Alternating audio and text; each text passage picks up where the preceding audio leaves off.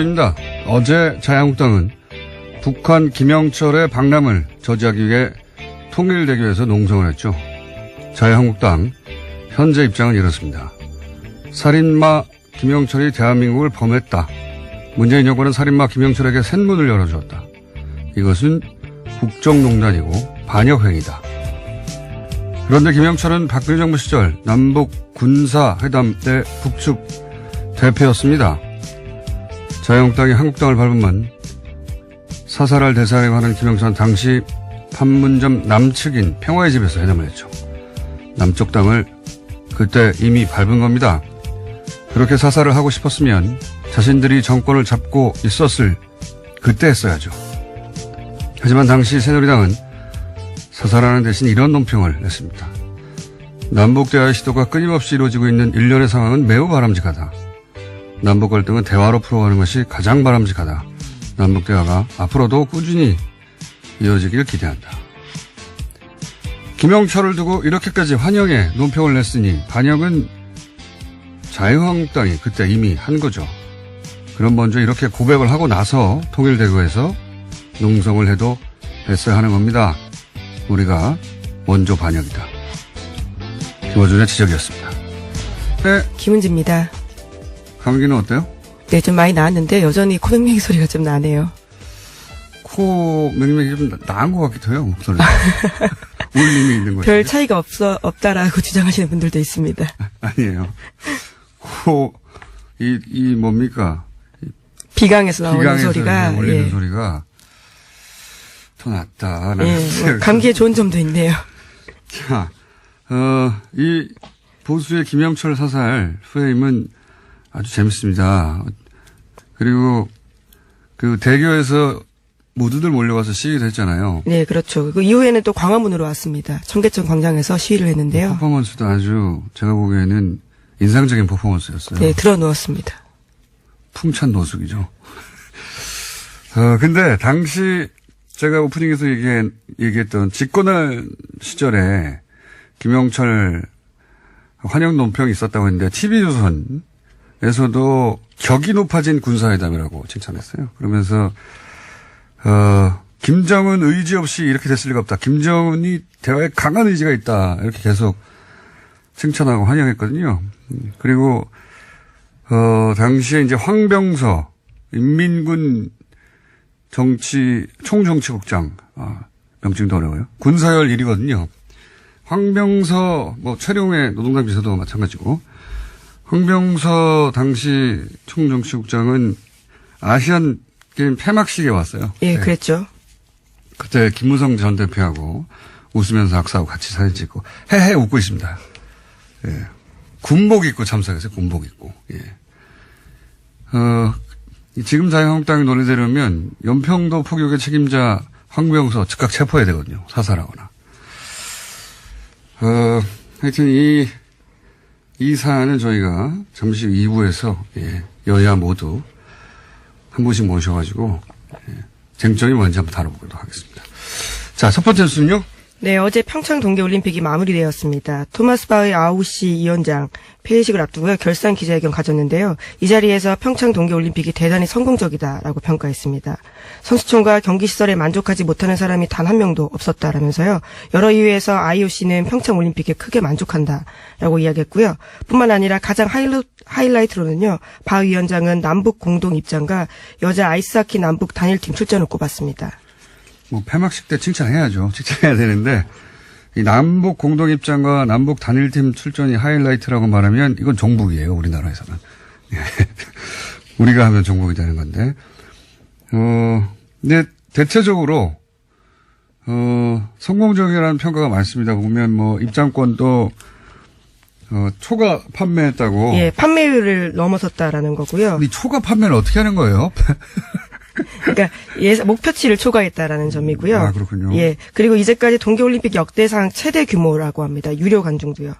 그러니까요. 이건 예상치 못했습니다. 그리고 이게 이제 동계올림픽 하기 전에, 동계올림픽 이전에, 하계올림픽도 그랬는데, 이게 적자다. 이런 얘기 계속 있었거든요. 올림픽 해봐야 시설만. 리우 올림픽 같은 경우에 올림픽 끝나고서 시설이 폐허가 된 그것도 계속 보도됐었는데 이번에는 흑자가 될 수 있을 것 같다. 이런 얘기가 있어요? 예, 조직위가 그렇게 밝혔는데요. 지난해 초만 하더라도 3천억 원의 적자를 예상했지만 지금은 세입과 세출의 균형 재정을 달성했다라면서요. 흑자 재정까지도 갈 수 있다라고 내부적으로 보고 있다고 합니다. 근데 이렇게 이제 올림픽이 실패할 것이다. 혹은 실패하기를 바라는 것은 일본 보도가 가장 심했어요. 일본 관련 보도를 주기적으로 저도 챙겨봤는데 역대 최악의 올림픽이다. 이런 보도는 우리나라에서는 없었고 전 세계적으로 썼는데 일본에서만 많이 있었습니다. 역대 최악이다. 그리고 뭐 얼어 죽는다 가면 이런 보도하고 이상한 보도 많았어요. 근데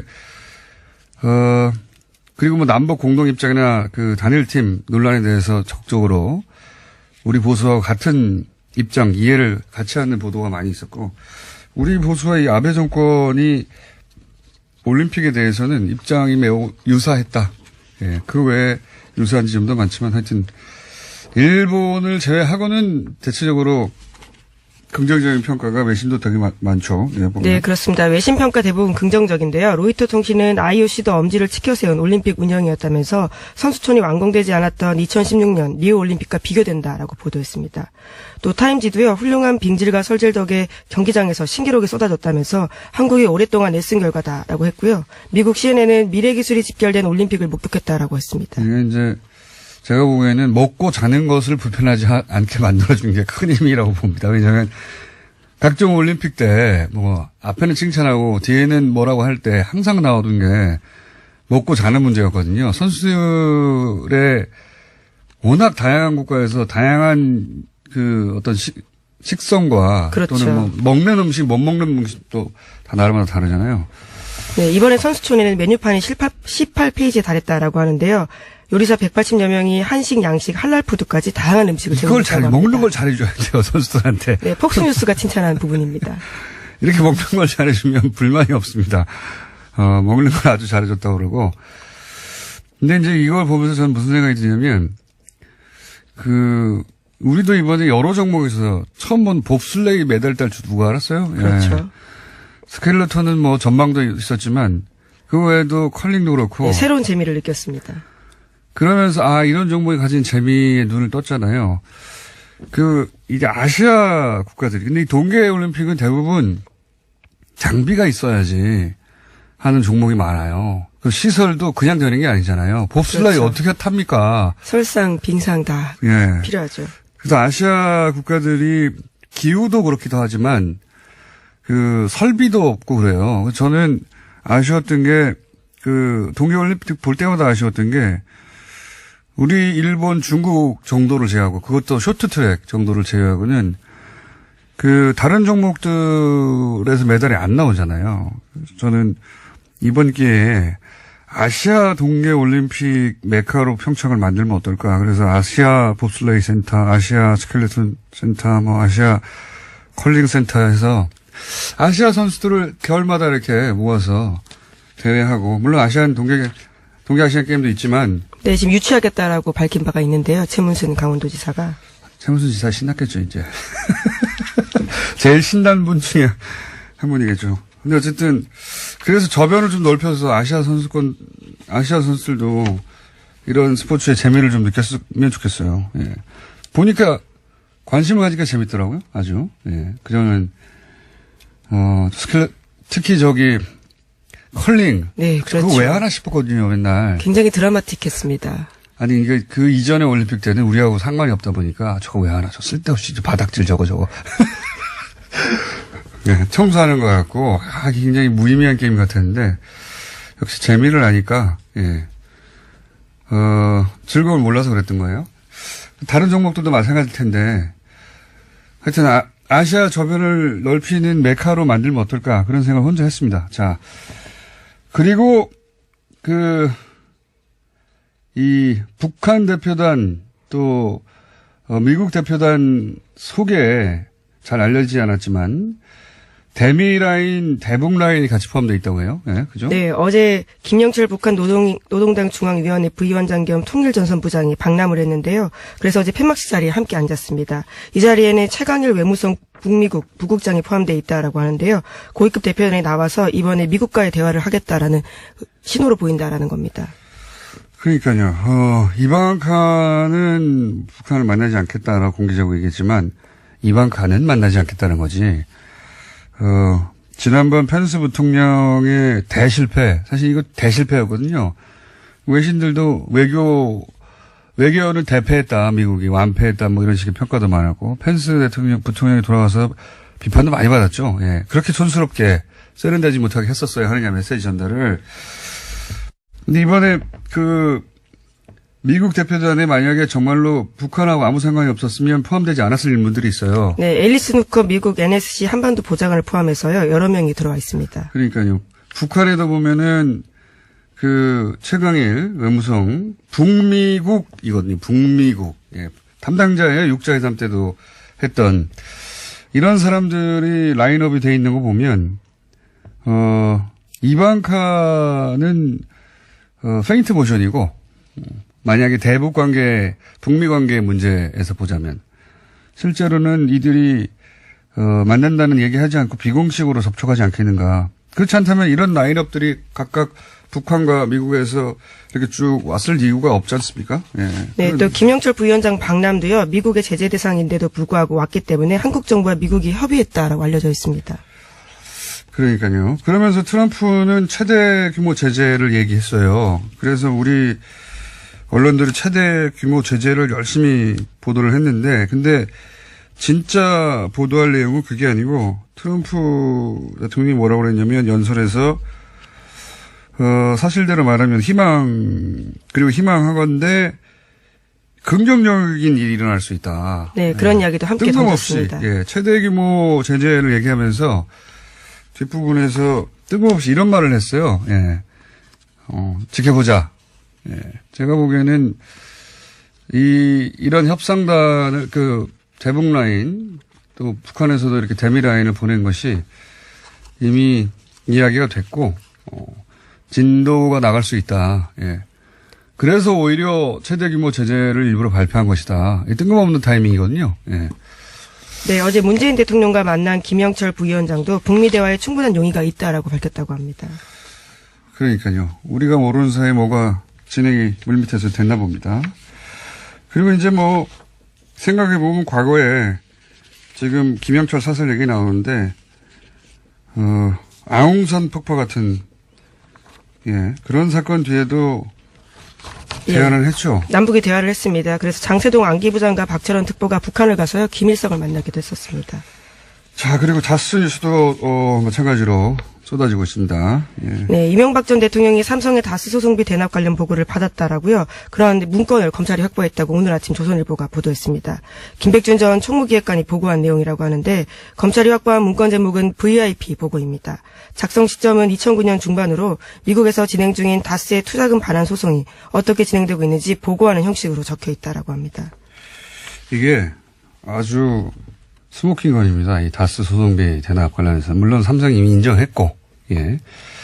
인정했는데, 김백준 총무기획관이 BIP한테 보고를 한 문서의 내용이에요. 그 문서에 뭐라고 되어 있냐면, 다스 소송 비용은 12만 5천 달러씩 매월 삼성 계좌에서 나가고 있다. 예. 그 문건에 쓰여 있는 내용입니다. 네.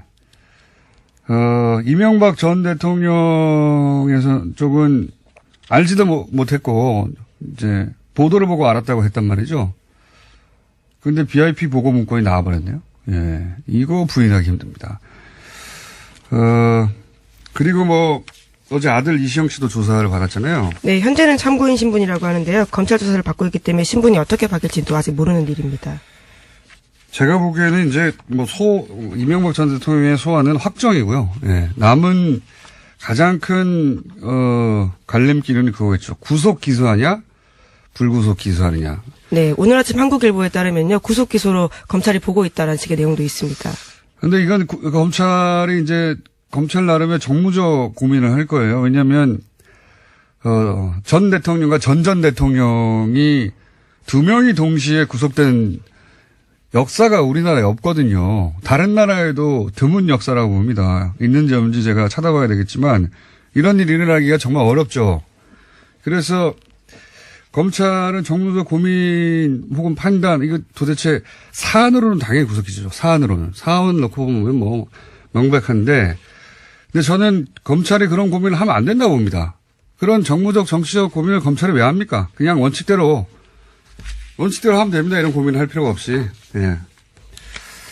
저는 그렇게 생각이 들고요. 예. 네, 또 해당 문건을 유출한 혐의를 받고 있는 전 청와대 행정관에 대해서는 구속영장이 기각됐다라고 합니다. 그리고 이제 네이버에 제 이름도 지금 검색어에 쫙 올라와 있고. 네, 갑자기 먼저 그 이야기를 뻔해. 예. 아니, 제가 뉴스에 소재가 됐기 때문에, 예, 미투 운동 관련해서, 자체 민의를 좀 짧게 해야 되겠어요. 지난번에 옵션 달기처럼. 조선일보도 아주, 재밌는 제목, 김어준 미투 진보적 문정부 지지자 분열 공작, 이렇게 뽑았어요. 조선일보 아주 신났어요. 예. 그래서, 자체 민의를 스스로 인터뷰하는 것으로, 이런, 제목은 제가 마치 미투 운동의 공작이다. 이렇게 말한 것처럼 모략하는 그런 뉘앙스로 보도하는 매체에 있어요, 의도적으로. 진보는 성폭력을 눈 감아줘야 된단 말인가, 뭐 이렇게 연결되기도 하고. 제가 그렇게 말했을 리가 있습니까? 예. 조선일보가 대표적인데, 신났어요. 예. 원래 모략을 아주 신나게 하는 매체이기 때문에 신났겠죠. 네이버도 원래 제 이름이 들어가는 기사는 좋은 기사가 뜨는 법이 없습니다. 검찰 출두 이런 거나 뜨지. 네이버도 신났고, 예. 검색어도 이렇게 아침부터 네이버가 올려주는 경우는 처음 봤네요. 예. 근데 신나할 게 없어요. 예. 제가 원했던 상황이고. 생각보다 빨리 왔지만 아주 뜻대로 해서 고맙습니다. 이 사실관계를 이제 잠깐 정리하면 저는 미투를 공작에 이용하려고 하는 자들이 있다. 라고 했지. 미투가 공작이라고 한 적이 없습니다. 제가 바보도 아니고. 그리고 이제 금태섭 의원이 문제 제기를 했어요. 금태섭 의원의 주장의 요지는, 그런 제 말이 미투 운동을 약화시킬 수 있다. 이런 문제의식이에요. 금태섭 의원은 할 수 있는 말을 한 겁니다. 본인의 입장에서. 그러니까 금태섭 의원과 저를 싸움 붙이는 건 소용없으니까 그만들 하시고. 그럼 제가 주장하고자 하는 요지는 뭐냐. 금태섭 의원의 우려도 염두에 두면서 동시에 아주 잘 살펴봐야 하는 게 있습니다. 그게 뭐냐면, 미투 운동은 뭐 진보 보수 할 거 없이 이 남성 중심의 문화 속에서 권력과 위기에 의한 성적 폭력, 그걸 고발하고 그 문화를 개선할 이게 절호의 기회가 온 게 분명하거든요. 근데 이 어렵게 찾아온 기회를 누군가는 이 진보 진영에 대한 공작의 소재로 만들고 싶어 한다. 이렇게 되면 이 중요한 기회를 진보 진영 내의 젠더 갈등으로 가둬버립니다. 이렇게 프레임이 잡히면 미투 운동이 흔들려요. 진보 진영 내 분열로 끝나는 거예요. 그러니까 여성들은 이 미투 운동을 진보 진영에 대한 공격 소재로만 그렇게 연결해서 그렇게만 이용하려는 의도와 시도를 볼 때마다, 그런 거 볼 때마다 이미 보수 정당에서는 뭐 청와대가 사과하라고 성명도 내고 댓글부터도 열심히 그렇게 하고 있어요. 그런 기사도 이미 있습니다, 많이. 이럴 때는 이제 진보적인 여성 지지자들은 당황해요.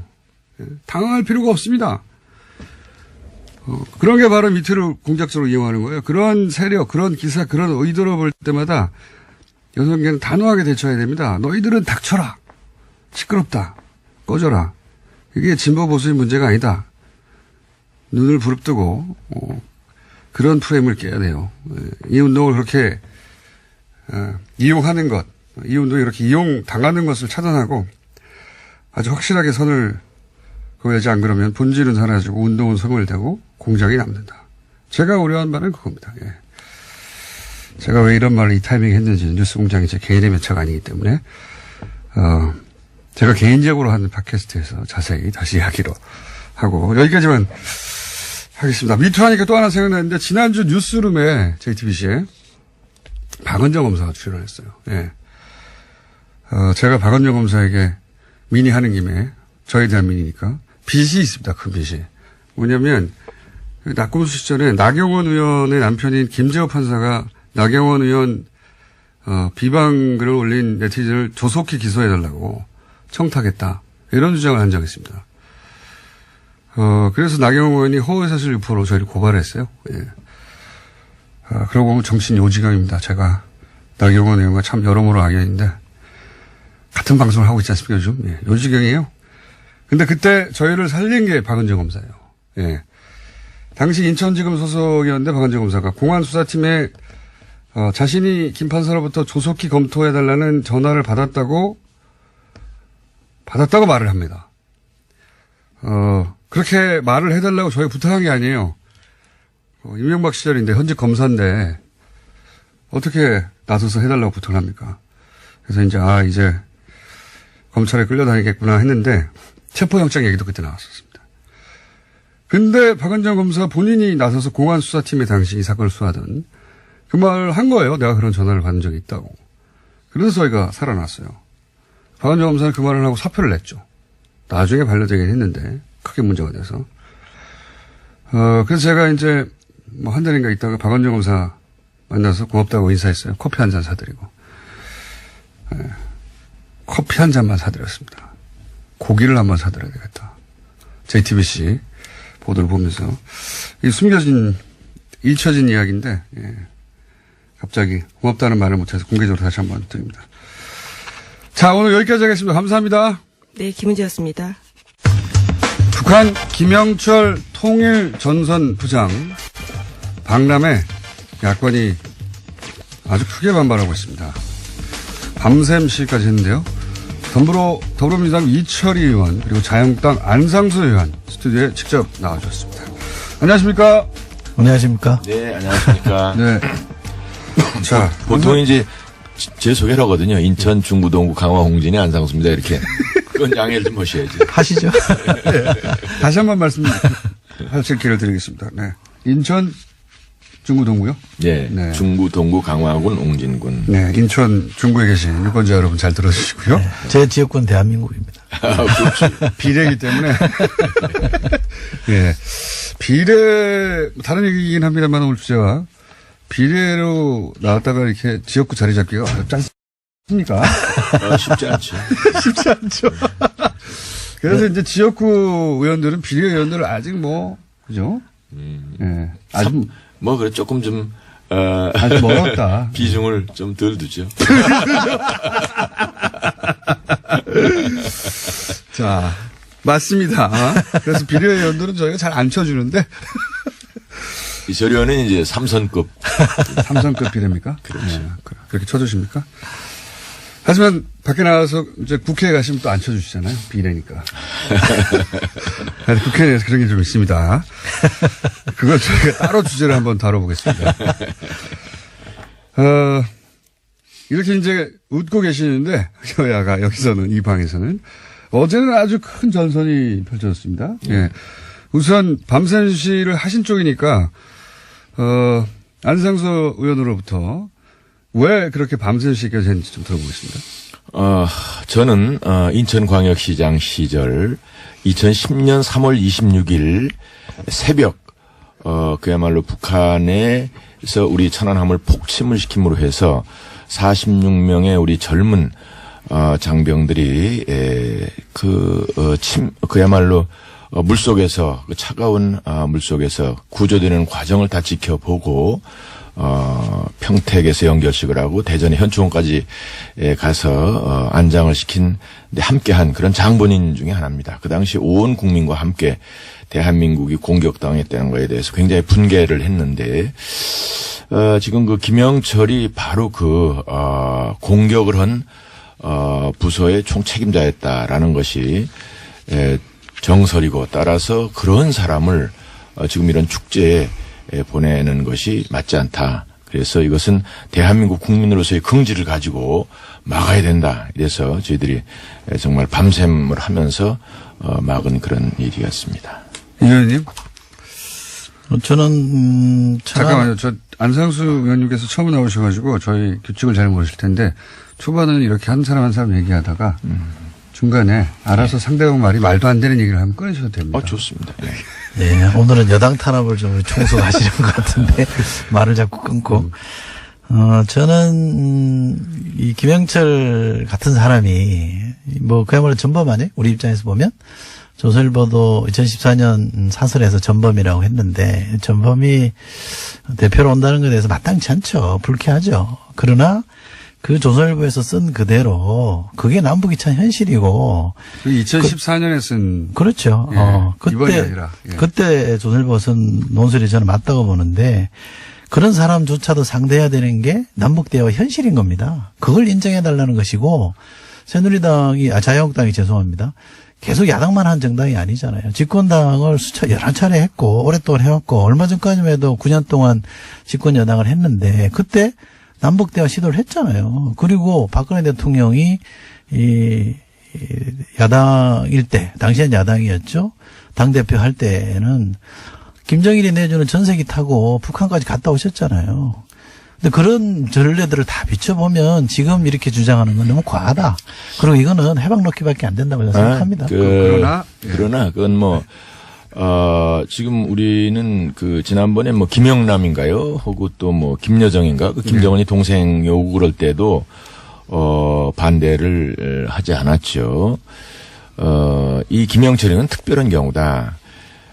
우리나라를 공격한 정말 그 수괴로서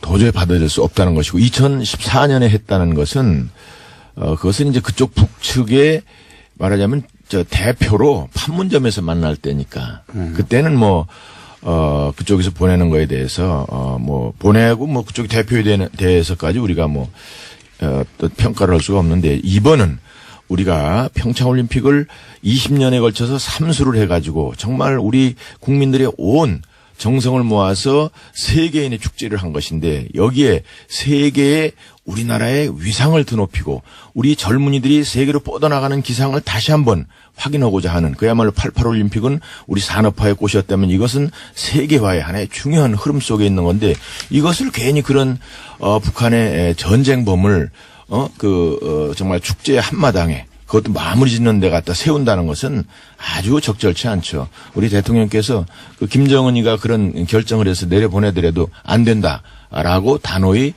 거절하시고 다른 사람을 보내라. 평화의 상징이 될 만한 사람을 이런 것이 더 적절했다고 봅니다. 그 대통령께서 대승적으로 좀 수용할 필요가 있다는 말씀을 하셨는데 그는 지금 말씀하신 그런 문제의식을 갖고 임했기 때문에 저는 그렇다고 생각합니다. 오늘 대통령이 너무 평화적이지 않습니까? 평화적으로 해야죠. 네.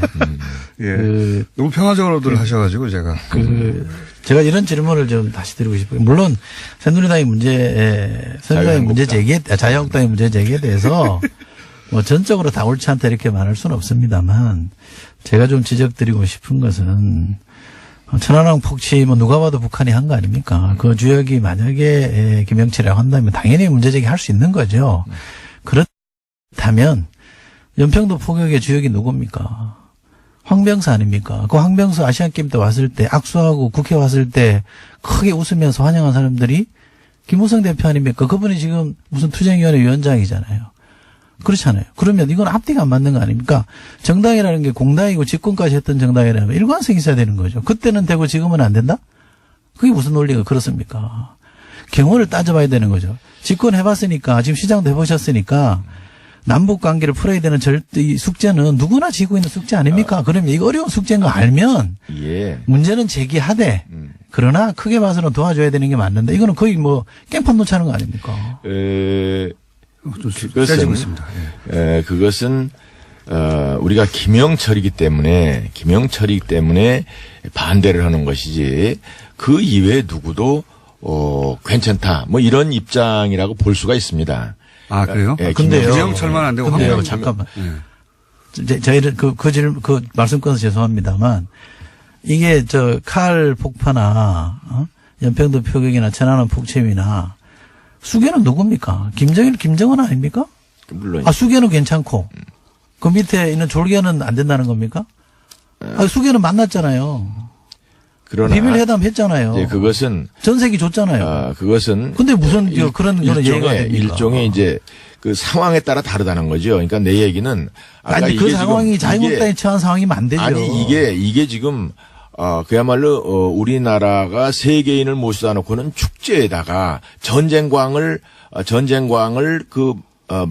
마무리하는 데서 직접 우리나라를 공격한 군인의 그 경찰의 총수 그런 사람을 보내는 거에 대해서 우리가 반발하는 것이고, 잘못하면은 이것이 김정은이한테 이거 한국은, 우리 대한민국은 다 지네들 하는 걸 환영하는구나, 이래서 어느 날 갑자기 밀고 들어올 수도 있는, 그 전에 김일성이 전쟁을 일으킬 때 6.25 때 얘기입니다만, 전쟁을 일으키면 남한에 있는 좌파 세력들이 전부 다 봉기할 걸로 생각했다는 거 아니에요. 지금도 그런 사인을, 오판을 할 수 있는 사인을 주지 않을까, 나는 그게 큰 걱정입니다. 저는 그 자유한국당이 이번 올림픽에 대해서 처음부터 어깃장을 놓지 않았다면, 평양 올림픽이니 뭐니 우리나라에서 벌어지는 이 올림픽을 평화의 제전으로 만들려고 하는 노력에 찬물을 끼얹지 않았다면, 많이 도와주고 같이 하는 속에서 이런 문제 제기를 했다면 제가 100배 양보하면 이해할 수 있습니다. 처음부터 이 올림픽에 대해서는 시비를 걸었잖아요. 그리고 올림픽 우리 선수들이 얼마나 선전했습니까? 그거 통일대회 가서 연전 홍성할 때 우리 컬링 선수들이 시합하고 있었습니다. 그 응원했으면 금메달 땄을 거예요. 그 처음에 우리가 그 계속 춤을 췄잖아요. 그리고 지금 평창 와서 올림픽 기간 그렇게 중에 시비 걸면 안 되죠. 정쟁을 안 하겠다 해서 일체 우리도 모든 그런 부분에 대해서 협조를 하고 그랬는데, 이번에 김영철 건에 대해서만큼 도저히 용서할 수가 없다. 이것은 잘못하면 북에도 사인을 잘못 주는 것이고, 또 우리의 우방 UN, 우리를 지금 지지해서 북한을 압박하고 북한을 비핵화를 유도하려고 하는 그러한 우방들에도 잘못된 사인을 주겠구나. 우리 대한민국이 북한 편에 서가지고 세계적인 이런 제재를 혹은 이런 우리가 북한에 대해서 압박하려는 여러 가지 이런 것에 대해서 우리 측에서, 대한민국에서 또 혹은 문재인 대통령이 김을 빼는 거 아니냐, 이런 그 오해를 줄 수 있게 충분하지 않느냐. 그래서 우리가 대한민국이 그렇지 않다는 걸 보여주려고 하는 그런 몸부림이었다, 이렇게 해석하는 것이 더 나을 겁니다. 저희가 그 대북 압박의 국제 공조는 한치의 틈도 허용치 않겠다는 것은 분명하게 밝혔고요. 미국하고도 저는 그렇게 긴밀하게 대화를 통해서 보조를 맞추고 있다고 봅니다. 우리가 김영철이 온다 그랬을 때 미국이랑 대화 없이, 협의 없이 받아들인 건 아닌 거거든요. 그러니까 충분히 협의를 통해서 하고 있기 때문에 그것도 어느 정도 문제제기는 할 수 있지만 지나치게 나가면 저는 안 된다고 생각하고요. 저는 사실은 정치를 뭐 오래 하지는 않았습니다. 이렇게도 자유한국당이 왜 저럴까라는 의문을 기본적으로 갖고 있었는데 상식적으로 납득이 안 되거든요. 그렇다면 제 해석은 뭐냐면요. 이 올림픽이 굉장히 성공적으로 치러지고 우리 선수들이 선전하니까 이 성과를 문재인 대통령이 가져갈까 봐 그냥 회방 놓는 거예요. 또 더 중요한 건 뭐냐면, 지금 그 당의 두 분의 국회의원들이 비리 의혹으로 지금 수사받고 있잖아요. 그거 물타기 하는 겁니다. 아니, 전혀 그거 그렇지 막으려고 않고요. 하는 거예요. 전혀 그렇지 않고. 안 그러면 상식적으로 납득이 안 돼요. 사실은 평창 올림픽에 관한 한 누구를 의미하는 거예요? 평창 올림픽에 관한 한 우리 문재인 대통령이 아주 크게 덕을 보신 분이죠. 저도 이제 과거에 그 아시안 게임도 인천에서 유치원을 하고 애를 많이 썼었습니다만, 평창 올림픽 유치원을 하고 우리 MB도 굉장히 고생을 많이 했고 실제로 유치하는데 성공도 하고 그랬어요. 그런데 문 대통령이 그것에 관한 어떤 열매라고 그럴까, 이런 것을 국민과 함께 그것을 이렇게 그야말로 향유한 것은, 저는 그것에 대해서 이렇게 반대하거나 이러는 것은 아니고, 어느 날 갑자기 우리가 이런 상황이 제2의 월남화가 되는 게 아니냐, 이런 걱정도 사실 합니다. 제2의 월남화라는 건 좀 설명해 주시면요. 결국 이제 월남에서 월맹과 월남이 싸워가지고, 그런데 미국이 철수함으로 해서 공산화가 됐던 거 아닙니까? 그래가지고 한 30여 년을 굉장히 고생을 하죠. 그런 상황, 우리도 잘못하면은 이렇게 미국과 이렇게 어깃장이 나서 미국이 그냥 한국 과거에 에치슨 라인처럼 6.25 촉발시킨, 그렇게 해서 슬쩍 물러나고, 그럴 때 그냥 어물쩡하고 이렇게 북한이 넘어와 가지고 미군 철수하고 적화 통일되는, 그렇지. 그런 그렇게 상황을 되는 경우에 그래서 우리는 거고. 그런 거에 대해서 자꾸 반발을 해가지고 평양에서 혹은 김정은이가 대한민국이 만만치 않구나, 자기들이 뭔가 우리가 요구하는 것을 들어줘야 되겠구나, 적어도 비핵화를 가지고 대화를 출발하고, 그래서 남북통일이 정말 돼도 그렇게 돼야 되겠구나 하는 것을 우리가 가르쳐 주지 않으면은 이렇게 슬슬슬슬 하다 보면 아유 환영하는 것처럼 아유 지난번에 뭐 대통령께서 그냥 그 북에서 온 사람들은 얼마나 그렇게 표정이 그냥 한 30년 만에 만난 오누이처럼 뭐 그렇게 하셔서 좋습니다. 같은 민족이니까. 북한이 착각할까 봐 착각할 걱정하시는. 예. 저는 이렇게 생각합니다. 전쟁을 막기 위해서 우리가 대화를 하는 거고요. 북한을 우리가 환영할 일이 뭐 있겠습니까? 북한의 존재 자체가 대한민국 헌법에 위반됩니다. 그렇기 때문에 우리가 용인할 수 없는 거죠. 그러나 정치는 현실이니까 대화를 통해서 긴장을 낮춰야 되는 겁니다. 또 하나 평화를 유지하기 위해서 한미 공조해야죠. 한미 동맹이라는 게 굳건하게 유지되고 있지 않습니까? 지금 미국에서 지금 대통령이나 트럼프 대통령이나 당국자가 한국에 대해서 뭐라고 비난하는 소리를 제가 들어보지는 못해요. 제가 국방위원회에 있습니다. 또 하나 자주 국방이라는 게 있지 않습니까? 우리가 북한이 걱정이 되면 북한의 남침이 걱정이 되면 국방을 튼튼해야죠. 그런데 이명박 정부 때요. 국방 예산이 증가율이 반토막이 났습니다. 노무현 정부 때 해마다 8.9%씩 올려서 평균. 그런데 이명박 정부 때 5.2%로 뚝 떨어졌습니다. 박근혜 정부는 더 합니다. 4.9%로 떨어졌어요. 저희는 문재인 대통령이 그렇게 안보에 약하다고 하는 문재인 대통령은 핵잠수함도 도입하겠다고 그러고 미사일 중량 풀었잖아요. 수건 사병거 풀었잖아요. 근데 그렇게 국방에 대해서 턴질하고 있는 우리 보고 북한을 무슨 환영한다고 얘기하고 맨날 노크 기순이 뭐니 구멍 안보 구멍은 다 난 사람들은 마치 안보를 지킨다고 하면 이런 어불성설이 어디 있습니까? 우리는 일단 핵의 균형에 관해서 얘기를 하는 겁니다. 북한이 지금 6차 실험까지 성공을 하고 그런 마당에 우리는 지금 비핵화에 계속 국제적인 비핵화에 공조를 하고 있고 그래서 우리 자신도 지금 전략 핵무기는 배치를 해야 된다. 균형이 필요하죠. 그 최대 방어를 하는 것이 방어력을 가지고 있는 것이 결국 평화에도 도움이 되는 것이기 때문에 그렇게 하자는 것이고 또 그것이 안 되는 상황에서는 지금 북한은 비핵화를 전제로 협상을 하고 평화를 주장하고 나와라 그런 뜻입니다. 저희가 비핵화를 계속 주장하고 있고요. 이 논란과 관해서 제가 꼭 좀 지적하고 싶은 게 하나 있습니다. 김무성 전 대표가 악수를 하면 대통령 취급을 안 하겠다 이런 말씀을 하셨어요.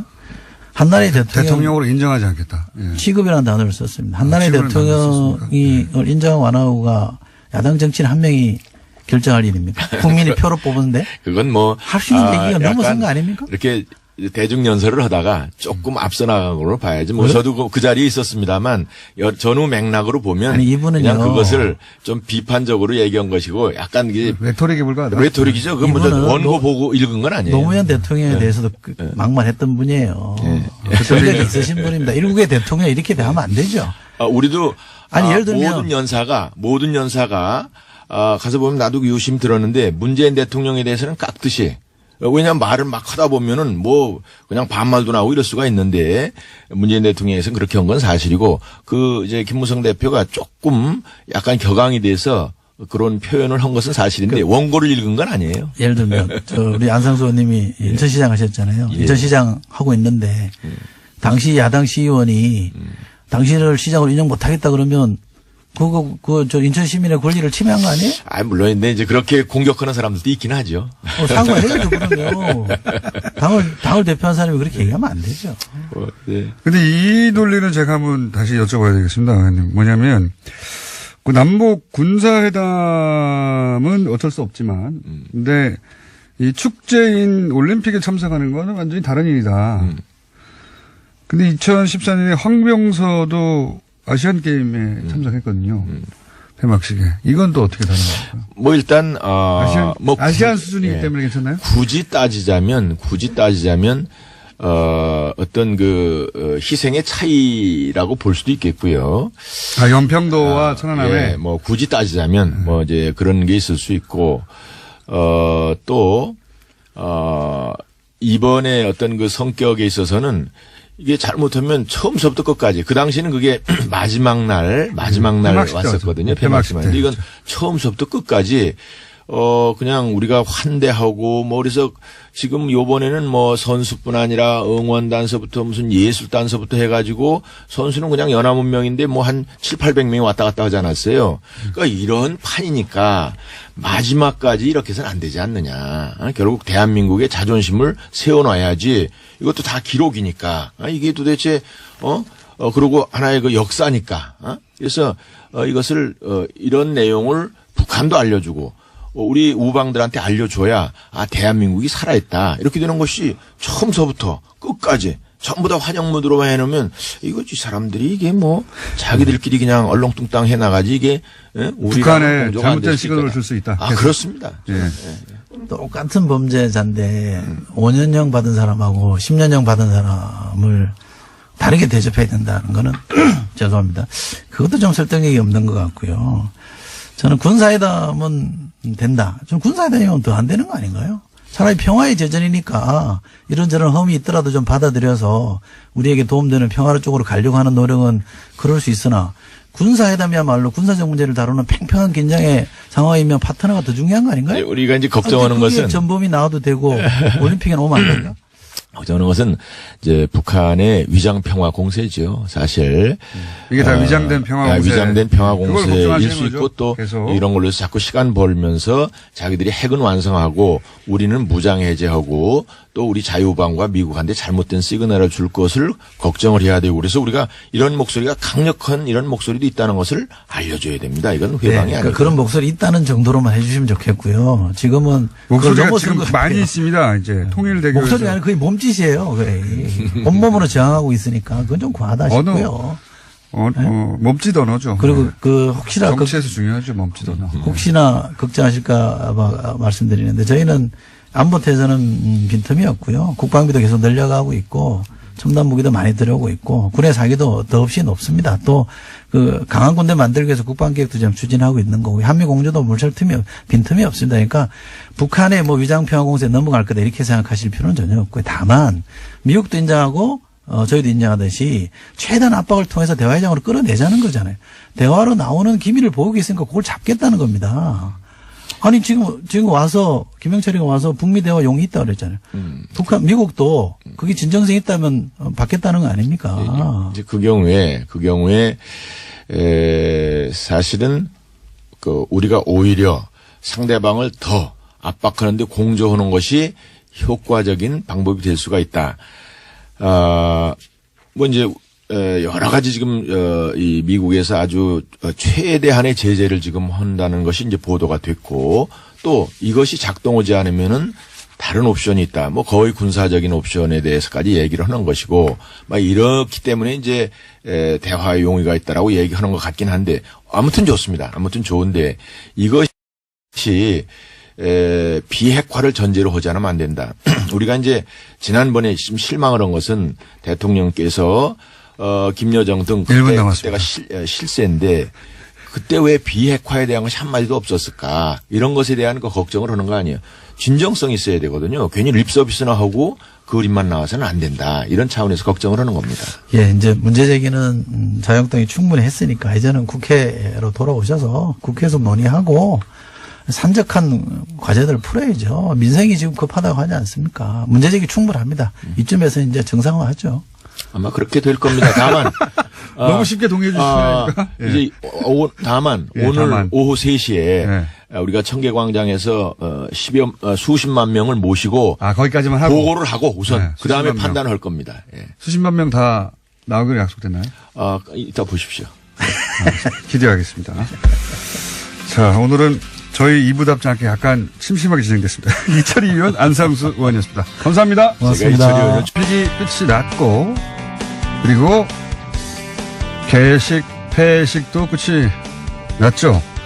개폐식도 큰 화제가 됐습니다. 오늘은 개폐식을 연출한 송승환 감독 연결해서 이야기 들어보겠습니다. 안녕하세요, 감독님. 네, 안녕하세요. 고생 많으셨고요. 예. 네. 우선 소감 한마디 해주시면요. 글쎄요, 아직은 좀 얼떨떨하고요. 지금 어제 끝나고 자고 일어나서 얼마 안 돼서 그것도 조금 이따 스타디움 나가서 지정해야 되기 때문에 글쎄요, 아직은 좀 그냥 멍하네요. 스타디움 나가가지고 뒷정리 뭐 하십니까? 일단 제 방 빼야죠. 방 빼야 되고. 결과는 만족스러우십니까? 예, 어쨌든 저희가 계획했던 거는 거의 달성이 됐는데 사실은 날씨 때문에 그저께도 저희가 마지막 리허설을 안개 때문에 중단했어요. 아주 심한 안개가 있어서요. 예. 또 그저께 리허설은 강풍 때문에 또 중단을 했었고요. 그래서 이 날씨가 정말 너무 힘들었는데 정말 그 하늘이 도우셨는지 제가 여기 평창 와 있는 동안 유일하게 딱 2번 날씨가 좋았어요. 개막식 날하고 어제 폐막식 날이요. 그래서 정말 기적 같은 날씨라고 다들 저희 스태프들은 어제도 뭐 하느님께 감사했죠. 날씨 말고 혹시 뒷이야기 없었습니까? 예를 들어서 그거 알고 보면 5분 전에 완성됐다든가 뭐 이런 에피소드 네. 없어요? 예. 그런 거 좀 풀어주세요. 개막식 때는 뭐 남북한 선수 공동 입장이 갑자기 그 전날 밤에 결정돼서 되게 힘들었었고요. 폐막식은 뭐 그런 건 없었습니다. 그러나 다만 이제 뭐 드론을 라이브로 띄우기로 했는데 역시 그 드론도 날씨에 되게 민감한 거라서 드론을 띄울 수 없을지가 이제 계속 어제 아침서부터 고민거리였었고요. 그 외에는 뭐 계획식보다는 일정이 짧고 리허설 일정이 짧고 해서 리허설이 부족한 것 때문에 가장 고민이 컸었죠. 혹시 요거는 좀 아쉬웠다. 이게 연출한 대로 잘 안 됐다 이런 거 없었어요? 어제 폐막식은 저희가 연출한 대로 그대로 잘 흘러갔어요. 사실은 리허설 때 많은 부분이 에러가 있었는데 어제는 큰 에러 없이 갔기 때문에 뭐 그런 특별한 일은 없었어요. 개막식은요? 개막식에서는 좀 문제가 있었죠. 그들은 좀 눈치 못 챘는지 모르지만. 그거 알려주세요. 궁금합니다. 사실은 이제 VIP께서 입장하시고 그쪽으로 시선이 쏠린 사이에 우리는 중앙무대 리프트를 내려서 180명의 장구 연주자를 리프트에 태우고 올라오게끔 그렇게 플랜이 짜 있는데, 안 내려갔어요, 리프트가. 아무리 큐를 날리는데도 리프트가 못 내려가는 거예요. 그런 상황이 있었습니까? 네, 근데 그게 못 내려가면 180명을 못 태우잖아요. 그러니까요. 그 친구들이 지금 지하에서 스탠바이 하고 있는데 다시 밖으로 나와서 무대에 등장하기에도 시간이 너무 걸리고. 그래서 사실은 이제 컨티전시 플랜이라고 그래서 비상용 VTR 테이블 준비하고. 네. 아주 난리 법석을 떠는 중간에 이제 밑에서부터 움직이기 시작한다고 사인을 받고. OBS가 중계를 하는데 OBS에다가는 계속 헬기샷을 잡으라고 그랬죠, 외경. 계속 헬기샷을 조금만 더 잡아라. 그리고 20초 이내에 안 움직이면 컨티전시 플랜으로 비상용 테이블 틀어라, 3분짜리. 그러고 정말 아수라장이었습니다, 컨트롤을. 여러분들은 그냥 편안하게 밤하늘을 보고 계셨지만 저희는 굉장히 힘들었어요. 그럼 일부러 그게 헬기가 계속 잡고 있었던 거군요, 그게. 예, 아마 헬기샷이 지금 보시면 조금 길 거예요. 그럼 그 기계가 마지막 순간에 움직인 거예요? 네, 마지막 순간에 움직였어요. 비상용 테이블 틀기 직전에. 네. 아무런 이유 없이 안 되다가 마지막 순간에. 나중에 원인 분석을 해보니까 굉장히 리프트가 좀 민감해서 하중이라든가 여러 가지 문제에 조금 문제가 있었던 것 같아요. 그러나 어쨌든 다행히 내려가 줬습니다. 큰일 날 뻔했네요. 네. 만약에 그렇게 장구가 안 올라왔으면은 틀 영상은 뭐였습니까? 평창 올림픽을 준비하는 과정의 영상이었고요. 그때는 개막식이었으니까. 네, 그런 영상이었죠. 준비하는 과정을 다큐로 찍어놓은 영상. 그게 그렇게 완성도가 개막식에 틀 만큼 높이 준비가 돼 있었어요? 그 정도는 저희가 준비를 했어요. 왜냐하면 보자마자 땜빵이다 알 수 있는 수준은 아니었고요. 그렇죠. 그런 수준은 아니었죠. 그러면 이거는 뭡니까? 이거는 어떤 거였습니까? 원래 이런 개막식, 폐막식 때 예고 없이 짠 놀랬지 하면서 나오는 비장의 무기 있잖아요, 원래 그 기획자들한테. 네. 감독님의 비장의 무기는 뭐였나요? 글쎄요, 흔히들 와우 포인트라고 얘기를 하는데, 저희 입장에서는 아무래도 제가 총감독을 맡고 다른 나라 올림픽들을 다 봤는데, 유일하게 사용하지 않은 게 드론이었거든요. 드론. 그래서 드론을 좀 활용해야겠다라는 그런 플랜을 잡았고, 드론으로 이제 오륜을 만드는 것, 그것이 우리 와우 포인트 중에 하나였죠. 그거 굉장히 인상적이었습니다. 근데 감사합니다. 인면조는 왜 넣으셨어요? 그거 화제가 됐습니다. 근데 사실 그렇게 화제가 될 줄은 잘 몰랐고요. 예상 바뀌고요, 그거는. 사실은 저희가 첫 씬을 고분 벽화의 벽화 속에 있는 상상 속의 동물들을 퍼펫으로 만들자고, 미술 감독 연출 많은 사람들과 회의 끝에 그렇게 결론을 내렸고 그 사실은 고분 벽화 속에 인면조가 있거든요. 그래서 고분 벽화 속에 있는 여러 동물 중에 하나였을 뿐인데 그렇게 큰 반응을 일으킬 줄은 저희도 예상을 못했었죠. 인면조가 뭐랄까요? 기괴하기도 하면서 왜 갑자기 인면조가 나왔을까 화제가 많이 됐었고. 근데 조금 뭐 뒷얘기를 말씀드리면 처음에 그 헤어스타일이 그렇게 일자가 아니고 약간 그 M자형이었어요. 근데 그걸 딱 보는 순간 제가 좀 일본 사람 얼굴 같은 생각이 들더라고요. M자목으로 탈모죠 그리고. 그래서 제가 우리 미술 감독하고 디자이너를 불러서 그 이마에 머리 좀 심자 그래가지고 머리를 머리로 만들었죠. 그리고 또 이런 질문도 저희 지금도 올라오고 있는데 그 국제적으로 유명한 우리 가수들이 많이 있긴 하지만 네. 어쨌든 그 인지도로만 보면 가수 사이가 등장하지 않겠는가 뭐 이런 얘기들도 전망이 있었는데 왜 안 나왔을까 이런 질문이 저희한테도 오거든요. 특별한 이유가 있습니까? 친하지 않으세요 혹시? 아니요, 저희가 만났었고요. 만나셨구나. 씨는 이제 뭐 본인이 강남스타일을 계속 부르는 것에 좀 부담감을 느끼고 계셔서 고사하셨고요. 그 대신 저희가 개막식에 강남스타일 노래를 선수 입장할 때 썼잖아요. 예. 그거는 싸이 씨가 자기가 직접 편곡해 주겠다고 해서 싸이 씨가 직접 편곡을 해 주셨습니다. 본인 제안을 했었는데 본인이 고사한 거군요. 네, 그렇습니다. 왜 그랬을까?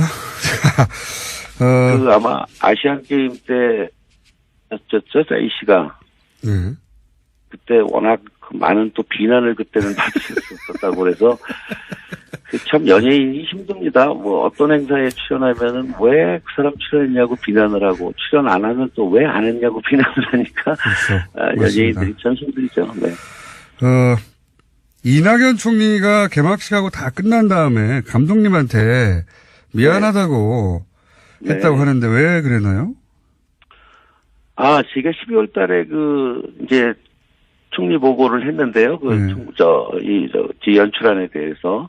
그때 아마 시간이 굉장히 짧았어요. 보고 시간이. 그리고 아무래도 뭐 음악을 들려드릴 수도 없고 영상을 보여드리는 것도 아니고 이제 문서로 연출안을 보고를 드렸는데 뭐 컨셉은 좋은 것 같지만 컨셉만 좋아서 되겠느냐. 이게 실행이 잘 돼야 되는데 과연 실행이 잘 될 수 있느냐 하면서 조금 저희를 좀 못 믿는 듯한. 잔소리 많이 하셨군요. 네. 뭐, 요지는 그거였어요. 컨셉만 근사하면 뭐하냐, 실행이 잘 되지 않겠다. 말은 맞는 말이긴 한데. 그럼요. 근데 저희가 그렇게 상처를 받을 정도는 아니었고요. 조금 섭섭한 정도였는데. 다행히 또 개막식을 잘 보시고, 미안하다고 제가 워낙 요구하지도 않은 사과를 본인이 그렇게 해주셔서, 저희는 굉장히 감사했죠. 저희를 좀 이제 인정해 주신 것 같아서요. 그리고 예산도 너무 적었다는 얘기가 뒤에 나오더라고요. 북경올림픽이 6천억이었는데 개폐식 예산이 우리는 10분의 1에 불과했다. 네네. 그렇습니까? 네, 맞습니다. 다른 올림픽에 비해서도 적었나요? 다른 나라 올림픽들에게 아무리 적어도 1,000억 이상은 쓰죠.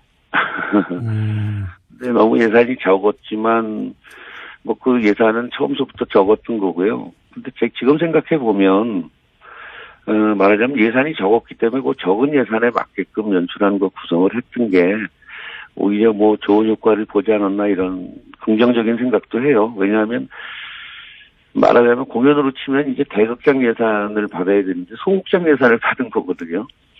그런데 아예 소극장에 맞게끔 처음서부터 출연 인원도 줄이고 또 공연 시간 자체도 날씨 때문에도 길게 하기 힘들었기 때문에 줄이고 그 예산에 맞게끔 저희가 연출안을 짠 게 오히려 또 좋은 반응을 얻지 않았나 그렇게 긍정적으로 생각하고 싶습니다. 예산이 적어서 사람 동원보다는 영상이 많이 등장한 건가요 혹시? 네, 맞습니다. 왜냐하면 사람이 많이 출연하면 그게 출연하는 동안에 뭐 더군다나 평창이잖아요. 예. 숙소 문제라 숙소 그렇죠. 비용이라든가 뭐 식대 비용이라든가 연습을 하루 하면 하루 할수록 예산이 많이 들어가거든요. 그래서 연습도 사실 많이 못했고요. 예산 때문에. 그다음에 무대 미술도 이게 돈이 많이 드는데 그런 무대 미술의 효과, 그리고 인원이 적으면서도 어떤 저희가 원하는 것을 전달하는 데는 이제 영상 매체가 제일 좋죠. 그리고 또 특히 우리 영상 기술이 뛰어나고 또 이번에 그 영상에 참여한 우리 아티스트들이 다 훌륭하셨기 때문에 그래서 영상에 많이 의존을 했죠. 의도적이었습니다, 사실은. 이기도 하고 어쩔 수 없는 선택이었군요. 네, 그리고 또 한편 날씨 때문에 네. 공연을 제대로 못할 수 있는 상황도 저희가 준비했어야 되거든요. 만약 아, 강풍이 분다든가, 그렇죠. 눈이 온다든가, 이럴 경우 출연자가 출연을 못하더라도 음악과 영상으로라도 저희가 표현할 수 있는 것이 어느 정도 가능하니까요. 그런 면에서 영상이 꼭 필요했었죠. 그 스타디움 바닥 전체에 네. 영상을 쏘는 건 어디서 쏘는 겁니까? 그렇게 큰 영상을? 그거는 60대 프로젝트로 무대를 분할해서 쏘는 거고요. 아, 저희가 요번에 쓴 그 프로젝터는 아주 산만안시라고 해서 굉장히 그 밀도가 높은, 굉장히 그 퀄리티가 좋은 그런 프로젝트거든요. 그래서 아마 역대 올림픽 중에서 이렇게 프로젝트를 3만안시 이상을 60대 쓴 거는 저희가 처음일 거예요. 그만큼 제가 영상에는 좀 공을 들였거든요. 그 영상이 그 한 영상을 쏜 큰 프로젝트가 있는 게 아니라 60대를 네. 분할해서 그 섹션을 맞춰서 쏘는 네, 거군요, 그게. 그렇게 하는 거죠. 네. 이해했습니다. 저는 도대체 뭘로 쏘는 걸까? 현장에서는 그게 안 보이고 그냥 TV에서만 그래프로 처리한 건가 했더니 현장에서 다 본 거죠, 사람들이. 그렇게. 그러면, 네네. 그렇군요. 본인이 직접 연출하긴 했지만 본인이 보면서 스스로 감동한 장면이 있습니까? 역시 하면서? 솔직히 말씀드리면 진행하는 동안은 이 씬이 무사히 넘어가기를, 다음 씬이 문제가 없기를 바라는 그 순간순간이라서 감동을 느낄 그런 여유는 없었고요. 아직은 잘 모르겠어요. 제가 좀 더 시간이 흐르고 나면 그 장면이 참 좋았다라고 할지 모르겠지만 지금은 그저 큰 사고 없이 무사히 끝난 것만으로도 지금 안도하고 있는 심정이라서. 이런 큰 행사고 나면 주변에서 어떻게 네. 전문가들이 네. 야, 이건 진짜 멋졌어 하는 이제 얘기를 들으셨을 텐데 제일 많이 들었던 대목이 뭔가요? 네, 역시 들어온 얘기들을 많이 하셨던 것 같아요. 굉장히 인상적이었고요. 예. 네네. 그리고 또 남북한 선수가 그 실루프 계단을 올라가는 장면, 또 김연아 선수의 성화 점화 장면, 그런 얘기들을 많이 들었고요. 성화 점화도 저희가 굉장히 고민을 많이 한 부분인데, 다행히 이제 그 김연아 선수가 등장하고 거기서 잠깐 춤을 추고 성화를 붙이는 장면, 그거는 제 의도대로 잘 전달이 됐던 것 같아요. 춤을 추었다고 보기에는 네, 짧은 42초간이었는데, 예. 거기서 피겨 댄스를 본격적으로 예. 오래 할 수는 없었고, 또 무대도 굉장히 작았고요, 아이들이. 피겨 연기를 했다고 표현하는데 보통 춤을 네. 췄다고 감독님이 표현하군요. 제가 잘못 표현했네요. 피겨 연기하셨어요. 춤은 맞죠? 그 공간이 좁아가지고 사실 불안하진 않으셨어요. 김연아 선수가 네. 높은 곳에서 좁은 공간에서 공연하길래 네. 한편으로는 좀 불안하게 됐는데. 선수가 여러 번 와서 리허설을 했어요. 저희가 그 로이터 통신이 저희 정화 장면을 노출한 다음이었기 때문에 새벽 2시, 3시에 아무리 숨어있는 자도 이땐 자지 않을까 싶어서 새벽 2시, 3시에 김연아 선수를 그 링크 꼭대기 위에서 저희가 여러 번 음악에 맞춰서 연습을 했고요. 등장하는 그 디테일한 거, 또 OBS 카메라도 같이 어떻게 등장하는 게 가장 멋지게 나올지 여러 가지 뷰티 샷들을 만들려고 같이 노력을 했었고요. 또 약간의 위험성이 있어서 가드를 쳤죠. 가드를 쳤고 김연아 선수가 한 번 연습하고 나더니 괜찮겠다고 그러더라고요. 그래서 안전을 위해서 저희가 옆에 가드는 마련을 했었고요. 저희 스태프들이 또 밑에서 여러 명이 그 광경을 이제 만약의 사태에 대비해서 안전요원들이 배치를 해서 준비하고 있었고요. 알겠습니다. 오늘 말씀은 여기까지 듣고요. 한 가지만 더 여쭤볼게요. 마지막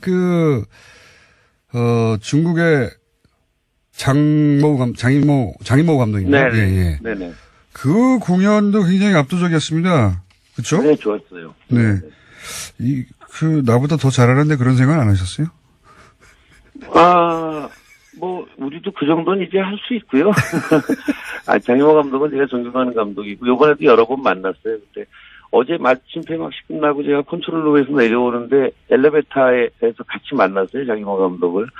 장영호 감독이 너무 훌륭한 공연이었다고 칭찬을 해주셔서 제가 존경하는 분한테 칭찬을 받아서 어제 기분이 참 좋았습니다. 알겠습니다. 자, 네.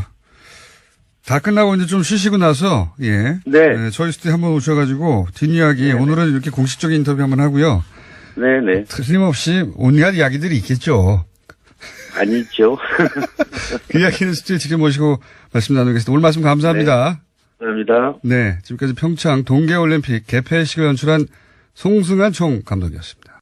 검찰이 이시영 씨를 소환했고, 이제 이명박 전 대통령의 소환만 남았다. 네, 이런 전망 있습니다.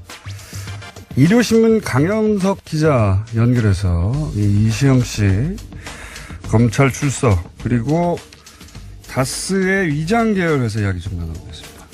안녕하세요, 기자님. 네, 안녕하십니까. 네.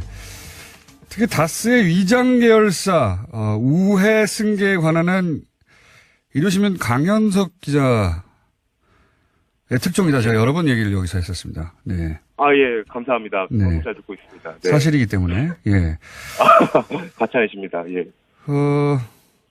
혹시 일요신문 강현석 기자 오늘 연결한 이유 중에 하나가, 네네. 누구보다 일찍 다스 계열 회사들, 예. 예. 우리가 이제 위장 계열사라고 추정하고 하는 계열 회사들 혹은 관계 회사들에 관한 취재를 일찍 하셨어요. 폰트를 그쪽으로 네네. 잡고. 그래서 예.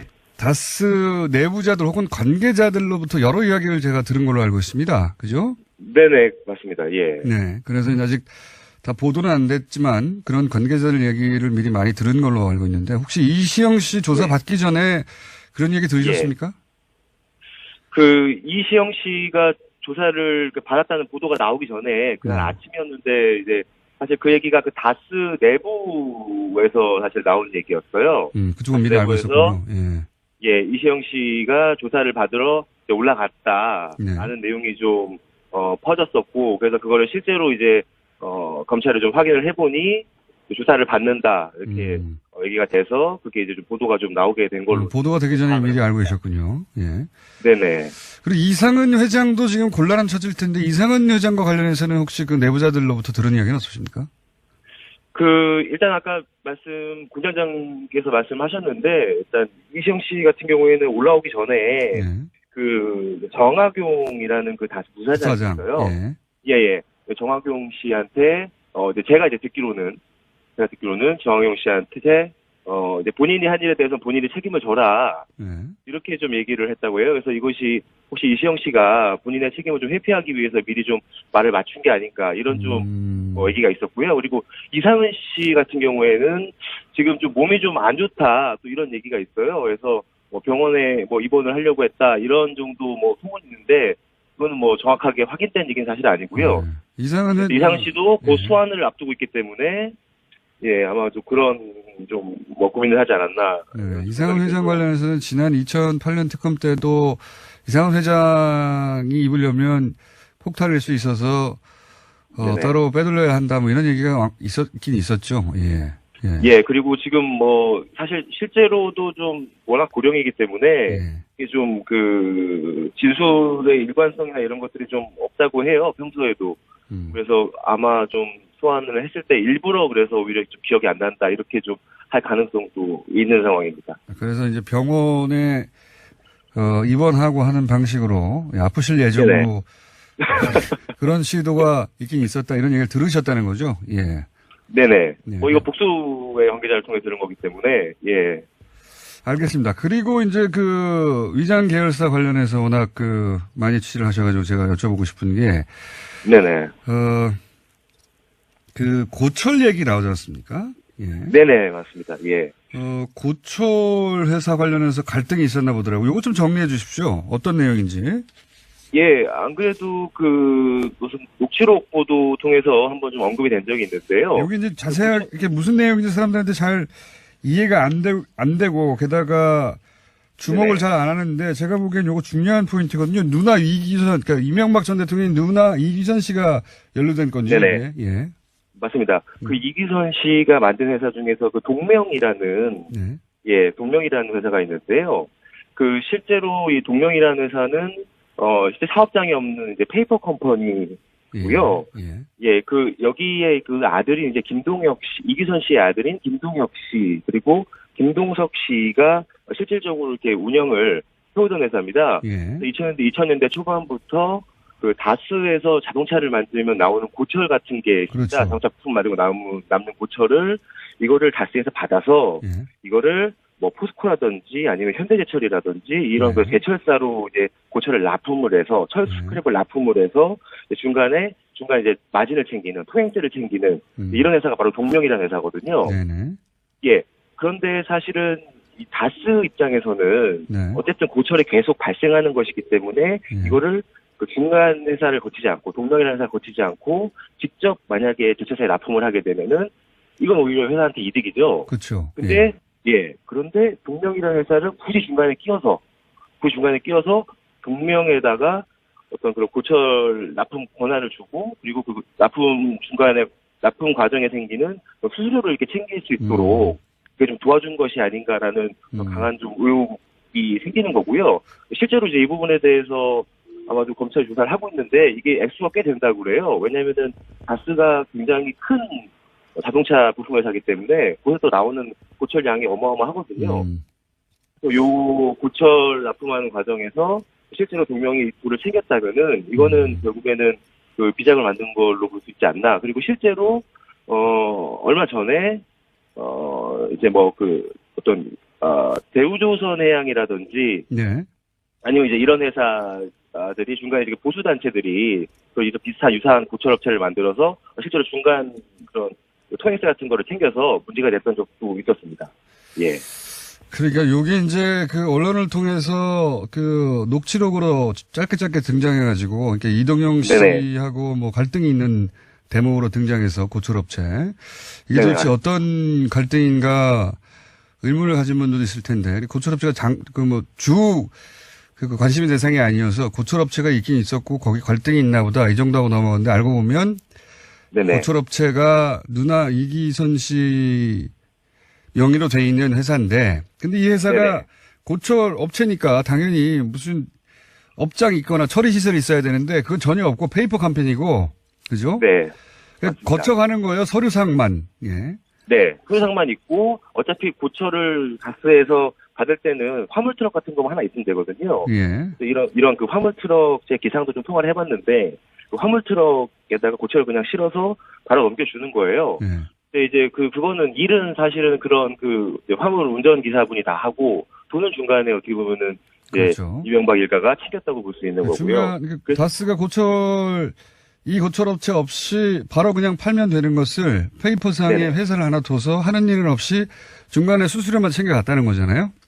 예, 그렇죠. 예. 그리고 그 다스에서 그 나오는 고철 양이랑 그 당시 고철 시세 이런 것들 종합해 보면은 뭐 적어도 100억에서 많게는 200억 넘게 이게 왜냐하면 10년 넘게 이런 계약이 유지가 되어 왔고 10년 넘게 이렇게 고철을 받아 납품해 왔기 때문에 1년에 한 20억 정도는 중간에 매출이 발생했다고 그렇게 좀 계산이 되거든요. 합해 보면은 생각해 보면 여기는 직원도 없고 회사도 없고 아무것도 없기 때문에 맞습니다. 매출이 생기면 다 이익인 거죠. 예, 그래서 이거를 2016년에 이시영 씨가 경영권을 장악하고 난 뒤로 요거를 이제 뺏으려고 합니다. 이거를 동명이라는 회사를 통하지 않고 이제 본인이 직접 사실은 고철 납품하게 되면은 다스한테는 이득이니까요. 그래서 이거를 뺏으려고 하는 과정에서 김동혁 씨나 김동석 씨가 되게 반발을 하게 되고 그래서 이 과정에서 이제 이동영 씨가 이제 리베이트를 받은 사실이 드러나기도 했습니다. 김동혁 씨나 김동석 씨로부터요. 그러니까 뭐 가족의 비자금이 아닐까 이런 의혹도 있고 그 과정 속에서 이제 가족들끼리 다툼이 있었다 하면서 등장한 업체가 고철업체고 이것도 역시 비자금 조성의 창구가 아니었을까 뭐 일부 나눠서. 맞습니다. 근데 그거를 그 실제로 이제 이동영 씨 같은 경우에도 그 녹취록을 보면은 이제 본인이 그 리베이트 받은 돈을 뭐 MB나 이상들에게 줬어. 이제 이런 표현이 있는 걸로 봐서는 이런 고철 중간 납품 과정에서 생기는 돈을 MB 일가가 나누지 않았나, 예, 이런 좀 의혹이 생깁니다. 알겠습니다. 그런데 이제, 이게 관련해서 이제 내부자들은 말들이 많았을 거 아닙니까? 뻔하니까, 보이기에. 네네, 맞습니다. 이 업체가 끼일 이유가 없는데 끼었기 때문에, 그리고 오랫동안 10년 이상 끼었고, 거기서 돈이 당연히, 회사로 네. 들어와야 될 이익이 이 고철업체로 빠졌으니까 회사 내에서도 말들이 많았을 텐데, 네네. 이 돈이 어디로 갔다? 그러니까 뭐 10년, 20년씩 같은 회사에 근무하다 보면, 예, 대략. 네. 예. 회사의 이야기가 대부분 정통할 경우가 있거든요. 뭐 아닌 경우도 있긴 합니다만. 관계자들은 이 돈이 결국 어디로 갔다고 추정들을 합니까? 이건 이제 추정이라고 전제하고 얘기하자면, 취재하신 바에 의하면. 추정이라고 전제하고 말씀을 드리면, 이 돈은 결국에는 이기선 씨 일가도 일부를 수수하고. 그렇겠죠, 당연히. 그리고, 그건, 예. 네. 예, 중간에 수수하고, 남은 돈들을 예. 다시 모아서, 예를 들어서, 이제, MB라든지, 예. 아니면은, 이상은 씨한테 좀 흘러간 것이 아닌가, 라고 좀 추정이 되고요. 나중에는 MB한테 흘러간 돈은 다시 예를 들어서, 이시영 씨라든지, 이런 데 다시 또 흘러갔을 가능성도, 예. 결국 가족에게 갔을 것이다, 당연히. 예. 네네. 알겠습니다. 오늘 여기까지 할 텐데, 네. 혹시, 아직 취재 중이기만 해서, 예. 매우 의심되는 사안이고 기사로는 쓰지 않았지만, 기왕 연결된 김에, 어느 쪽을 네. 지금 취재하고 계신지 한번, 살짝 얘기해 주시면 안 됩니까? 예. 그쪽 분야, 이 계열사 분야는 지금 아주 멀리 앞서신 분이에요, 강현수 기자가. 예. 최근에 이제 다스, 이제 MB의 비자금 창구로 지목이 됐던 금강이라는 네네. 회사가 있었는데요. 금강, 그쵸. 예. 제가 예전에 한번 다스가 이렇게 부도가 날 수 있다라는 내부 얘기가 있다. 네네네. 들은 적이 있는데, 금강도 마찬가지 형태로 최근에 아하. 은행권의 대출 압박이 심해서 회사가 좀 버틸 수가 없다. 그리고 이제 금강이라는 회사에서 일하는 직원들을 좀 정리하려고 한다. 회사가 어려우니 구조조정하려고 한다. 금강도 사실 또 이런 소문이 같이 지금 흘러나오는. 이게 위장 계열사 의혹을 받고 지금 검찰 수사도 받고 있다 보니까 회사를 아예 접어버리려고 하는 네네. 그런 이야기가 돌고 있다. 네네, 맞습니다. 그렇군요. 예, 요 사안이 좀 더 취재가 되면 예. 다시 한번 연결하도록 하죠. 오늘 말씀 감사합니다. 네, 감사합니다. 네, 지금까지 이루신민의 강현석 기자였습니다. 오늘 이철희 의원과 안상수 의원의 대담, 안상수 의원과 이철희 의원의 토론 문자 많이 왔습니다. 네. 굉장히 재밌는 문자가 나왔습니다. 이철희 의원은 보급형 유시민이다. 이철희 의원한테 굉장히 모욕적인 이철희는 이철이다. 예, 라고 하시는 하지만 이런 문자가 몇 개 와가지고 제가 소개를 드립니다. 로봇 청소기 만드는 업체에서 컬링팀 후원 좀 해주세요. 이런 문자도 많이 왔고요. 컬링팀에 대한 문자가 참 많네요. 예. 송수환 감독에 대해서도 고맙다 이런 얘기도 있고, 예. 그 외에도 오늘 문자가 꽤 많이 왔는데 이 문자는 대부분 2부에 토론 때 온 겁니다. 2부 토론이 이제 평상시 저희 뉴스공장표 토론하고는 다르게 좀 점잖했습니다. 예. 두 분의 조합이 잘 안 맞는지 다른 조합으로 두 분을 다시 재구성해서 1000통을 넘기도록 시간당 해보겠습니다. 오늘 여기까지입니다. 결 소장님, 하청공장 공장장, 임상훈 하청공장장 나오셨습니다. 안녕하십니까? 네, 안녕하십니까. 하청공장장 임상훈입니다. 이제 앞으로 그쪽으로 밀기로 하셨나 봐요. 밀다기보다도 워낙 이제 밀려 올라가고 있어요. 저절로 호응을 많이 해주셔가지고 순위가 계속 올라가고 있다고 들었습니다. 네, 잘 되고 있습니다. 뉴스공장에서 언급해서 순위가 강제로 밀려 올라가는 겁니까? 아니면 내용이 너무 좋아가지고 저절로 올라가는 겁니까? 아, 솔직히 말씀드리면 둘 다 있는 것 같아요. 둘 다. 예. 워낙에 이제 저 공장장님이 많이 얘기도 해주시는데 그것만 갖고는 안 되죠. 내용 그리고 이제 특히 이제 예를 들어서 그 참여도가 높을 수 있잖아요. 그 내가 질문하고 싶은 거 또 다시 질문하면 거기다 답변을 해주고 이렇게 하면서 이제 정말 궁금했던 거를 이제 뭐 서로 이렇게 답변하고 그런 과정에서 이제 많이 또 들어주시고 하는 것 아직도 같아요. 패널이 한 번밖에 없습니까? 패널? 예. 혼자 얘기하지 않고 두 분이 지금 하시는 거예요. 네네네. 그렇죠. 그러니까 진행해 주시는 그 맞은편에 앉아서 네. 저처럼 이렇게 끊지도 않고 시간 제약도 없이 충분히 얘기할 수 있도록. 그래서 이제 저 댓글 남겨주신 많은 분들 중에서는 본 공장보다 흥하라 이런 분들 많이 있어요. 그러기 쉽지 않습니다. 쉽지 않은데 한번 노력해 주시길 바라고. 네. 제목이 뭐라고요? 뉴스 하청공장. 뉴스 하청공장. 네네. 제목 좋습니다. 네.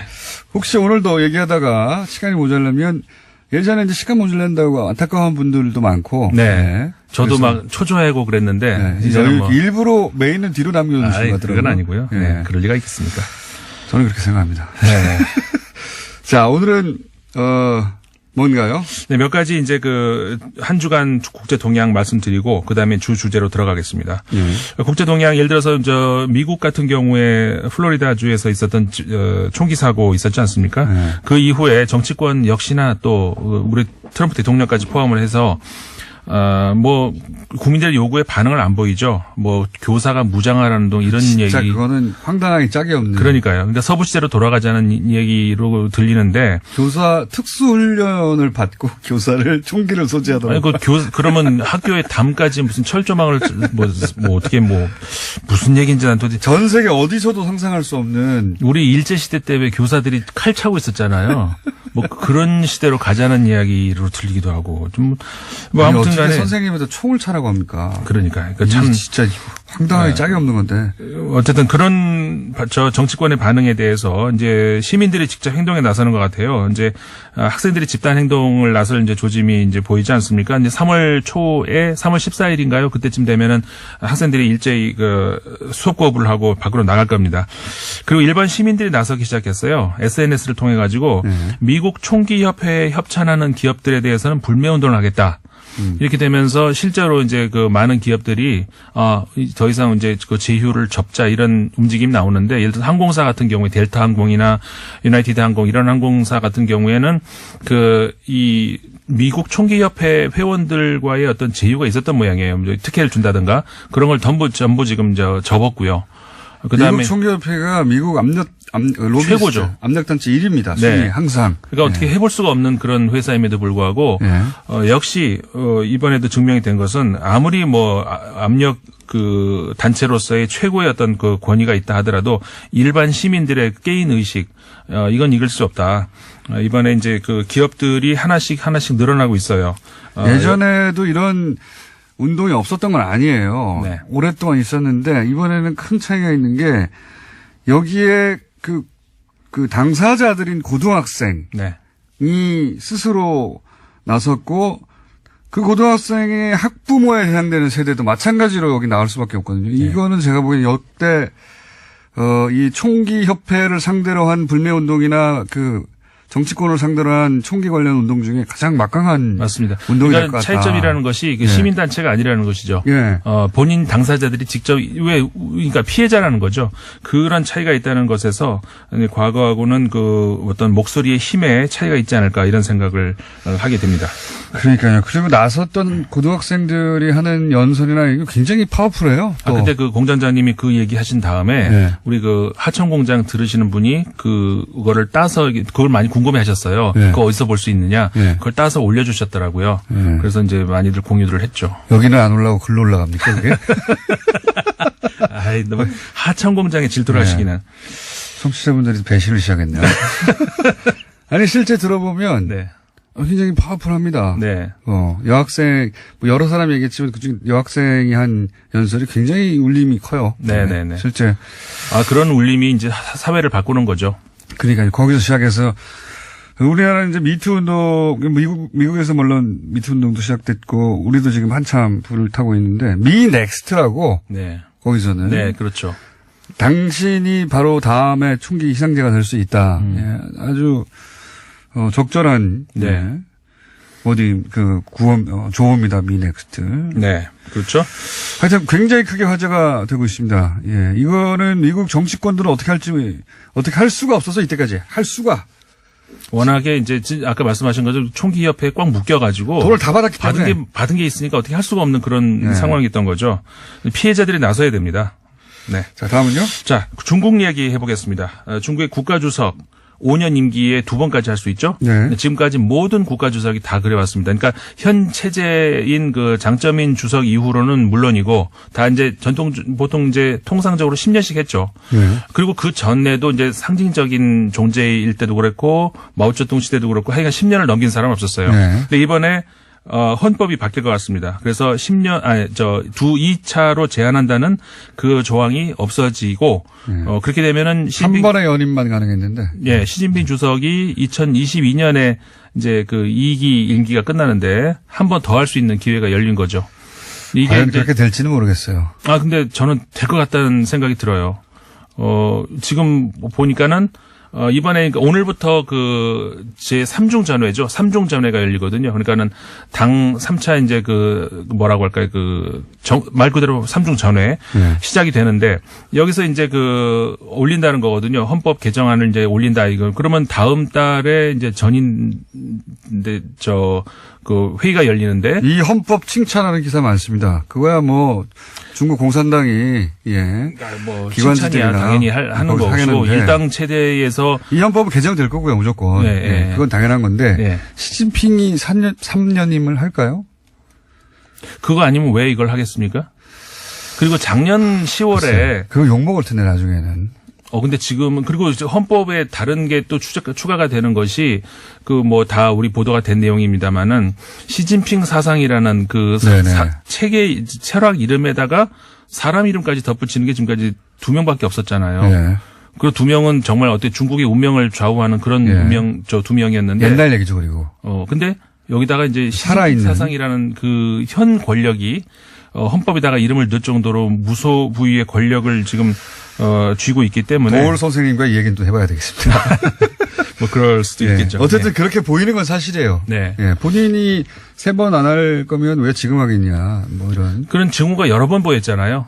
이번뿐만이 아니라 작년부터 계속 그랬고, 안 그랬다면은 7인 체제 있잖아요. 상무위원회. 거기서도 50대가 들어갔어야 되는데 그것도 안 들어간. 그럼 왜 안 들어갔을까? 근데 이제 그건 도올 선생은 다르게 해석하시던데, 하여튼 그 외의 언론들은 대부분 그렇게 해석한 게 맞습니다.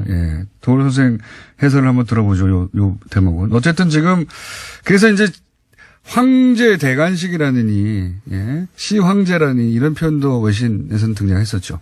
그렇게 간다고. 그렇게 보는데 어쨌든 간에 이제 헌법이 이 다음 달 5일인가요? 전인대 열리는 것이 그때 이제 개정이 될 것 같다.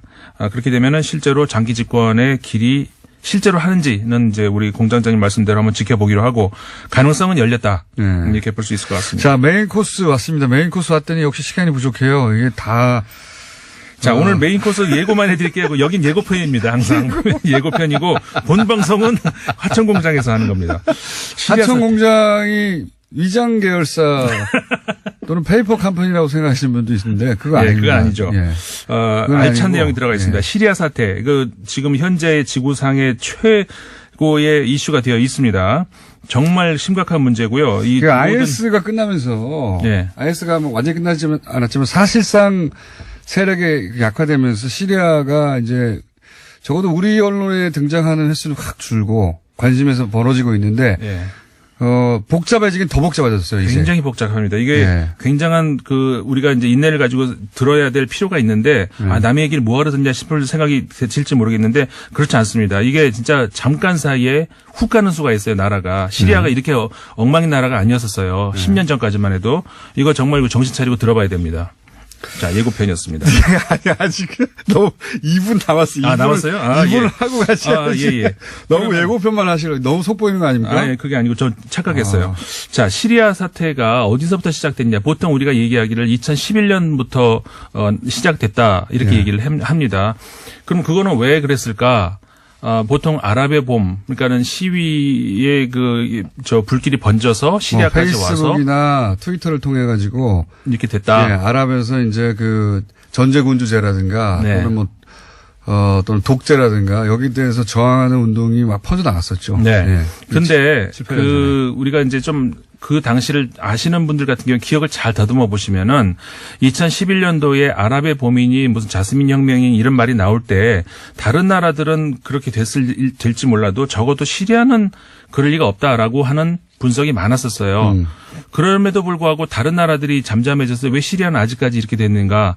이거는 그 단순히 민주화 운동 때문에 이렇게 됐다. 이렇게 볼 수 있는 문제가 아니라는 거죠. 네. 그 깊은 그 굉장히 복잡해. 아직 1분 남았으니까 내막이 있고요. 내막을 조금이라도 말씀하셔 가셔야 돼요. 그리고 그 전에 전 이야기를 해드릴게요. 네. 2006년부터 2011년 사이에 네. 그 많은 전문가들이 방심하고 있는 큰 사건이 있었어요. 사건이라기보다는 그 기간 동안에 엄청난 가뭄에 시달렸어요. 이 나라가. 그러니까 네. 우리가 생각할 수 있는 상상할 수 있는 그런 정도의 가뭄이 아니라 전 국토에 있는 85%의 가축이 죽고 그다음에 국토의 반 이상이 완전히 황폐가 될 정도로 그 정도로 심각한 거였죠. 그러니까 이건 단순히 그냥 재수 없이 그냥 비가 안 와서 좀 그랬다라고 우리가 해석하고 넘겨버릴 수 있는 문제가 아니라는 것이 시리아 국민들은 그러니까 이것이 기후변화 때문이다. 그러니까 왜 우리가 이걸 책임을 져야 되느냐. 나눠 가져야 된다. 근데 시리아 난민 왜 남의 나라를 들어오냐 차단하잖아 유럽에서. 그러니까는 유럽에서는 그렇게 볼 입장이 아니라는 거예요. 시리아 국민들 입장에서는. 그래 난민도 나가지만 도시로 몰려드는 이 시리아 농민들 어떻게 이 소용을 하겠습니까? 물 부족 국가에서. 그러니까는 그 다음부터는 농촌이 붕괴되고 도시가 붕괴되고 근데 이거를 억압하고 이렇게 되면서부터 문제가 정말 심각한 문제의 발단이 시작이 됐다 이렇게 볼 수가 있다는 거죠. 그리고 또 이게 미국과 네. 러시아에서 그러니까 중동에서 패권 때문에 미국과 러시아가 이제 개입을 하면서 그렇죠. 시리아 정부군은 러시아가 지지하고 반군은 미국이 지지하고 거기에 IS도 끼고 거기에 네. 또 중동 특유의 그 기존의 갈등 많습니다. 네. 자세한 내용은 하청 공개하고 공개했어요.